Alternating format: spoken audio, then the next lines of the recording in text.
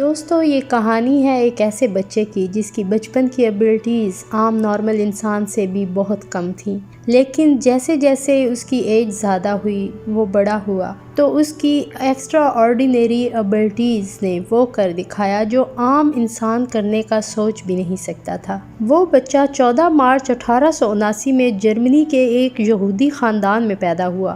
اس بچے کا نام البرٹ رکھا گیا۔ البرٹ کا سر عام دھڑ سے بڑا تھا جس کی وجہ سے اس کے والدین بہت پریشان تھے، لیکن وقت گزرنے کے ساتھ ساتھ اس کے سر کی شیپ نارمل اس کی باڈی جیسی ہو گئی۔ 4 سال کی عمر تک البرٹ بول نہیں سکتا تھا۔ ان کے والدین بہت پریشان تھے کہ کہیں خدا نخواستہ ان کا بچہ اب نارمل تو نہیں۔ 4 سے 5 سال کی عمر میں ایک دن اچانک کھانا کھاتے ہوئے انہوں نے بولا کہ سوپ بہت گرم ہے۔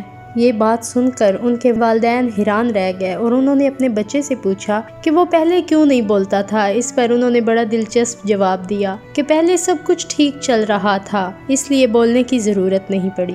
پھر 9 سال کی عمر تک البرٹ آدھی ادھوری باتیں کرتا رہا۔ وہ بچہ پورا بول نہیں سکتا تھا۔ البرٹ کو نارمل نہیں بلکہ بے وقوف بچوں میں شمار کیا جاتا تھا۔ ان کے اساتذہ بھی ان سے بہت نفرت کرتے تھے اور ان کو بہت نالائق اسٹوڈنٹ بولتے تھے۔ البرٹ کا دماغ بہت عجیب تھا۔ وہ سوچتا تھا کہ جن چیزوں کو کتابوں پہ لکھا گیا ہے ان کو جب تک ہم نے عملی کر کے نہیں دیکھا تو ان کو ہم کیسے مان لیں۔ اس بات کو سوچ کے وہ اساتذہ سے عجیب سوال کرتے تھے اور اساتذہ ان سے بہت تنگ تھے۔ البرٹ کو صرف ریاضی اور فزکس کے سبجیکٹ میں عبور حاصل تھا اور باقی سب سبجیکٹس میں وہ فیل ہو جاتے تھے۔ ان کی والدہ کو میوزک سے بہت لگاؤ تھا۔ ان کا خیال تھا کہ میوزک ہمارے اندر سکون پیدا کرتا ہے۔ اس بات کو لے کے انہوں نے البرٹ کے اسکول میں ان کی میوزک کلاسز سٹارٹ کروائیں۔ البرٹ کو شروع میں میوزک سے بہت نفرت تھی۔ ایک دن انہوں نے میوزک ٹیچر کو چیر دے ماری۔ ان کو کسی بھی کام کو بار بار کرنے سے نفرت تھی، لیکن اپنی والدہ کی خواہش کو مد نظر رکھتے ہوئے انہوں نے وائلن سیکھا اور آہستہ آہستہ انہیں میوزک سے محبت ہو گئی۔ انہوں نے اپنے وائلن کا نام الائن رکھا۔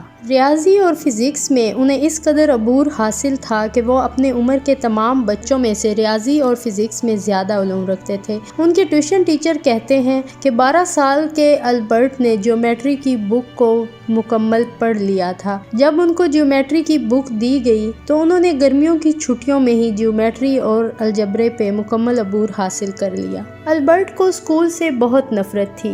البرٹ کا کہنا تھا کہ اسکول میں بس ہمیں رٹا لگوایا جاتا ہے، جبکہ یہ اسکول ہمارے مائنڈ کو کریٹیو نہیں بناتے۔ ان کے ٹیچرز کا کہنا تھا کہ انہوں نے ریاضی بہت جلد ہم سے زیادہ سیکھ لی تھی۔ انہیں جیومیٹری اور الجبرے پر اس قدر عبور حاصل تھا کہ انہوں نے 12 سال کی ایج میں پیتھاگورین تھیورم پیش کیا۔ البرٹ بہت ہی جینیس انسان تھا۔ وہ اکیلا ایسا انسان تھا جو بہت سے سائنسدانوں جتنا دماغ لڑا سکتا تھا۔ جو باتیں ہم عام انسانوں کی سوچ سے بھی بالا تر تھیں وہ انہوں نے سوچی بھی، سمجھی بھی اور کی بھی۔ وہ ایک فزسسٹ تھے۔ تھیوری آف ریلیٹیوٹی پیش کی، E=mc² پیش کیا، فوٹو الیکٹرک ایفیکٹ کے لاز بنا کر دنیا کو حیران کر دیا۔ اس کی وجہ سے ان کو نوبل پرائز سے نوازا گیا۔ کوئی سوچ بھی نہیں سکتا تھا بچپن میں ایک ایب نارمل دکھنے والا بچہ دنیا میں ایجادات کی لائن لگا سکتا ہے۔ ان کو دیکھ کے لوگ یہ سوچتے تھے کہ ان کے پاس کوئی خاص برین ہے جو عام انسانوں سے بہت مختلف ہے۔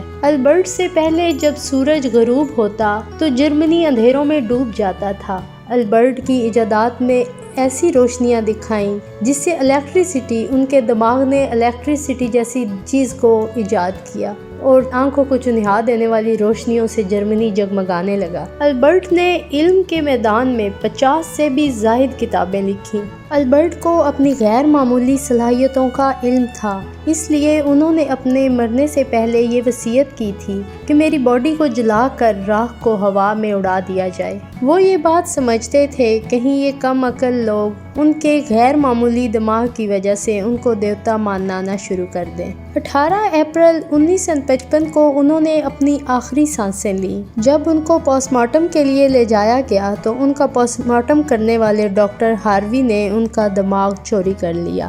بعد میں ڈاکٹر ہاروی کو ہسپتال والوں نے نکال دیا اور ان کی باقی کی عمر بہت مشکل سے جاب کی تلاش میں گزری۔ ڈاکٹر ہاروی نے البرٹ کے بیٹے سے تحقیق کی اجازت لی کہ وہ صرف اس دماغ کو سائنس کی تحقیق کے لیے استعمال کریں گے، لیکن وہ پوسٹ مارٹم سرجن تھے، وہ دماغ کے ڈاکٹر نہیں تھے، اس لیے ان کے دماغ پہ کوئی خاطر خواہ تحقیق نہیں ہو سکی۔ لیکن ڈاکٹر ہاروی کی وفات کے بعد جب اس دماغ پر تحقیق کی گئی تو پتہ چلا کہ ان کے دماغ کے خلیے عام انسانوں سے 18 گنا زیادہ کام کرتے تھے۔